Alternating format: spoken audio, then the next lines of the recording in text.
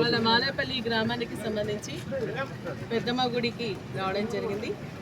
మరి 4వ వార్షికోత్సవం సందర్భంగా అమ్మవారిని దర్శించుకొని మరందరూ కూడా సుఖంగా సంతోషంగా ఉండాలని, మన ప్రాంతం అంతా కూడా సుభిక్షం కావాలని, రైతు పంటలన్నీ కూడా బాగా పండాలని, ఎండిపోకుండా పండాలని చెప్పేసి అమ్మవారిని ప్రార్థిస్తా ఉన్నా.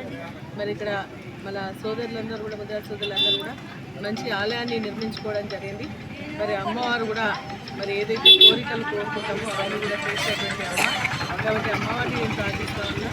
మరి ఇక్కడ ఉన్నటువంటి ప్రజల సమస్యలు ఏవైతే ఉన్నాయో అవి తీర్చేటువంటి శక్తిని ఇవ్వమని చెప్పేసి, ప్రజా సమస్యలను కూడా తీర్చే విధంగా ప్రభుత్వానికి కూడా మంచి సద్బుద్ధిని ప్రసాదించాలని చెప్పేసి అమ్మవారిని ప్రార్థిస్తా ఉన్నా. మరి ఇక్కడ కరెంట్ లేదు అంటే మొన్ననే ఒక 5 స్తంభాలు కూడా వేయించడం జరిగింది. దానికి సంబంధించి మెటీరియల్ కూడా ఇచ్చేసి ఇక్కడ అమ్మవారికి చీకటి లేకుండా గుడి దగ్గర వెళ్తున్న విధంగా కూడా చేయడం జరుగుతుంది.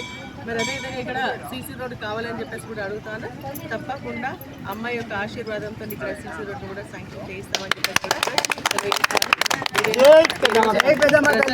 ప్రజలందరూ కూడా ఉండాలని చెప్పేసి అమ్మవారిని ఒక్కసారి ప్రార్థిస్తూ, నాతో పాటు ఇక్కడ వచ్చేసినటువంటి మండల నాయకులు, మరి అదేవిధంగా ఇతర మండలం నుంచి వచ్చేసినటువంటి నాయకులకి, అదేవిధంగా ఇక్కడ ఇచ్చేసినటువంటి భక్తులందరూ కూడా మనస్ఫూర్తిగా నేను అభినందనలు తెలియజేస్తూ అమ్మవారి ఆశీస్సులు ఉండాలని ప్రార్థిస్తాను. జై పెద్దమ్మ తల్లి.